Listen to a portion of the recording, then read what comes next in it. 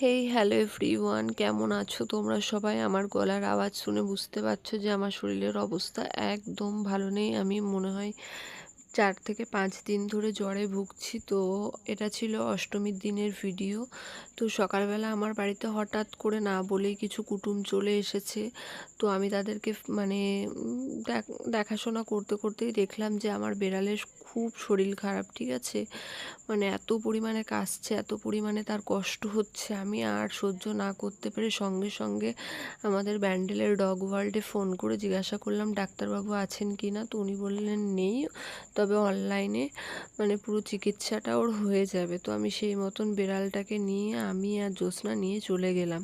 তো প্রথমেই ওর জ্বরটা মাপা হলো, আর ওর জ্বর ছিল প্রচুর পরিমাণে। আর তারপরেই ওকে ইঞ্জেকশান দেওয়া হলো এবং ডাক্তারবাবু সাজেস্ট করেছিলেন যে ও যেহেতু কিছু খাচ্ছে না, একদম খাওয়া দাওয়া বন্ধ করে দিয়েছে, তো ওকে স্যালাইন দিতে হবে। তো সেই মতন স্যালাইনও স্টার্ট করে দিয়েছিল। আর এই সময় আমার বিড়াল প্রচুর চিৎকার করছিল, প্রচুর আর প্রচুর কষ্ট হচ্ছিল ওর। তোমরা বুঝতেই পারছো যে ও কী পরিমাণে নড়াচড়া করছে। আমার বিড়াল কিন্তু প্রচুর মানে স্ট্রং, অত সহজে আমার বিড়াল ভেঙে পড়ার মতো নয়, তবুও বেচারির এত কষ্ট হচ্ছিল কি বলবো। দেখে মানে আমি তো ভীষণ কান্না করছিলাম। আর পরপর যে ওকে কতগুলো ইঞ্জেকশান দেওয়া হয়েছে মানে ধারণার বাইরে। মিনিমাম 9টা থেকে 10টা ইঞ্জেকশান ওকে পুশ করা হয়েছে, তারপর ও একটু ঠান্ডা হয়েছে। মানে ঘুমের ঘোর চলে এসেছে ওর একটা, এত কষ্ট আর ও সহ্য করতে পারছে না। তো স্যালাইন চলতে চলতেই ইঞ্জেকশানগুলো দিচ্ছিল আর আমি ভিডিওগুলো শ্যুট করছিলাম। তো তারপরে বাড়ি থেকেও ফোন আসছিলো যে বাড়িতে কুটুম এসেছে, কখন আসবি কখন আসবি। আমি মিনিমাম ওখানে 2 ঘন্টা বিড়ালটার ট্রিটমেন্ট হয়েছে, ঠিক আছে? ওনারা কিন্তু ভীষণ ভালোভাবে ট্রিটমেন্ট করে। ডগ ওয়ার্ল্ড হচ্ছে ব্যান্ডেল, বালির মোড়।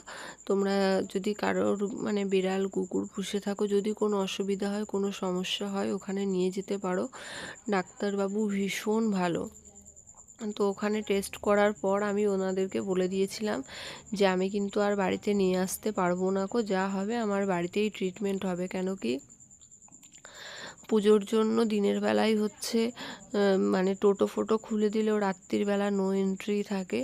তো তার জন্য আমি তো রাত্রে নিয়ে যেতে পারবো না। তো ওনারা বলে দিয়েছিলেন যে ঠিক আছে, বাড়িতে গিয়েই ওকে স্যালাইন দিতে হবে, মানে 3 দিন 2বার করে ওকে স্যালাইন দিতে হবে। আর এর সাথে প্রচুর প্রচুর ইঞ্জেকশান চলবে। 3 দিনের কোর্স ছিল, এর মধ্যে আশা করছি ও ঠিক হয়ে যাবে। তো সেইভাবে আমি ওর চিকিৎসাটা করেছি। আমি 3 দিনের 3 দিন আমি ওকে স্যালাইন দেওয়ানো করিয়েছি বাড়িতে।